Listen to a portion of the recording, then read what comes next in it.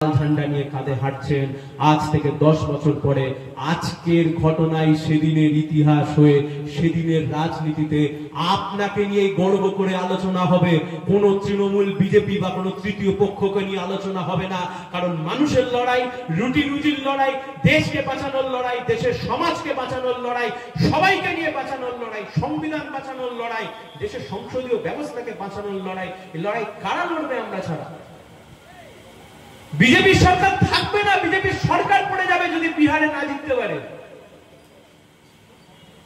বিহারে বিজেপি যদি মুখ থুবড়ে পড়ে, নীতিশ কুমার সমর্থন প্রত্যাহার করবে, মোদী সরকার উঠে যাবে ওখান থেকে। আমার ভাই আকাশ বলবার সময় বলছিল যে নীতিশ কুমার যদি হাত তুলে নেয় তাহলে বিহার থেকে ট্রেন সোজা চলে আসবে কালীঘাটে। নিজের ভাইপো সহ গোটা দলকে জেলে যাওয়া থেকে বাঁচিয়েছে মোদী, অমিত শাহ।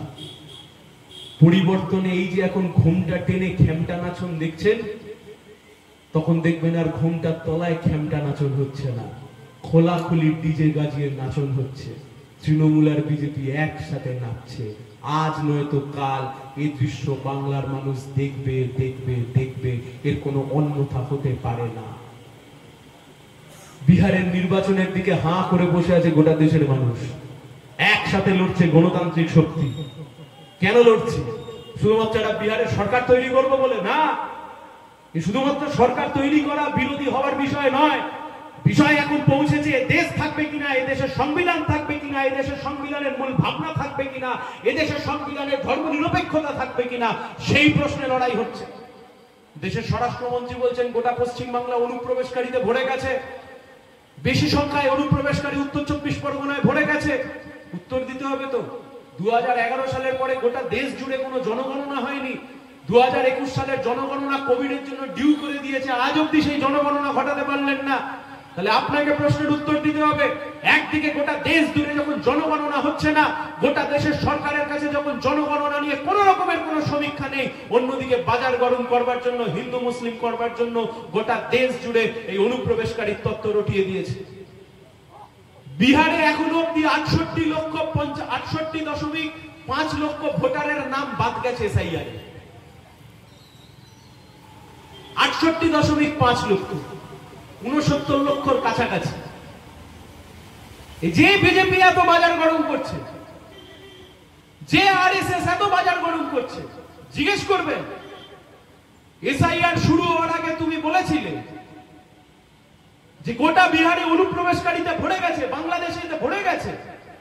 আজকে তুমি উত্তর দাও। তুমি 69 লাখের নাম কেটেছো ভোটার লিস্ট থেকে। 69 লাখের মধ্যে কজন বাংলাদেশির নাম কেটেছো? সুপ্রিম কোর্ট নির্বাচন কমিশনের কাছে জানতে চেয়েছে, নির্বাচন কমিশন এখন অব্দি উত্তর দিতে পারেনি। 2002 সালে পশ্চিমবাংলায় এসআইআর হয়েছে। প্রশ্ন উঠতে পারে তখন বামফ্রন্টের স্ট্যান্ড কি ছিল? এসআইআর হয়েছে, রিভিশন হয়েছে, ডেথ ভোটার বাদ গেছে। তার কারণ তখন নির্বাচন কমিশন এরকম বিজেপির দালালে পরিণত হয়নি, নির্বাচন কমিশন তখন এমন বিজেপির খোলাখুলি দালালি করেনি। তাই জন্য সেদিনের এসআইআর হয়েছে। সেই এসআইআর এর শুধুমাত্র বিচার্য বিষয় ছিল ভোটার লিস্ট আর ভোটার কার্ড। আজকে এসআইআর এর মাধ্যমে বিজেপি, আরএসএস এমন একটা হাওয়া তুলতে চাইছে যেন এসআইআর এর মধ্যে দিয়ে গোটা দেশের নাগরিকত্ব সে ঠিক করবে। তারা এ হতে পারে না, চলতে পারে না। আমরা যে কথা স্পষ্ট ভাবে বলেছি, এসআইআর নিয়ে সিপিআইএম এর স্ট্যান্ড কি অনেকে জানতে চান আমাদের কাছে। প্রথম কথা, অত তাড়াহুড়ো করা যাবে না। 2002 সালে পশ্চিমবাংলার ভোটার ছিল 4.70 লক্ষর কাছাকাছি। এসআইআর করতে সময় লেগেছিল 6 মাস। 2025 সালে পশ্চিমবাংলার ভোটার তালিকা প্রায় 7.5 কোটির বেশি। তাহলে 4.5 কোটি মানুষের এসআইআর করতে যদি 6 মাস সময় লাগে, 7.5 কোটি মানুষের এসআইআর করতে কম করে 1 বছর সময় লাগা দরকার। তাহলে নির্বাচন কমিশনকে দিয়ে ওরকম তাড়াহুড়ো করানো যাবে না। এসআইআর করে কি করতে পারো তুমি? মৃত ভোটার যেখানে আছো কেটে বাদ দাও, কিন্তু কোন বৈধ ভোটারকে তুমি ভোটার লিস্ট থেকে বাদ দিতে পারবে না।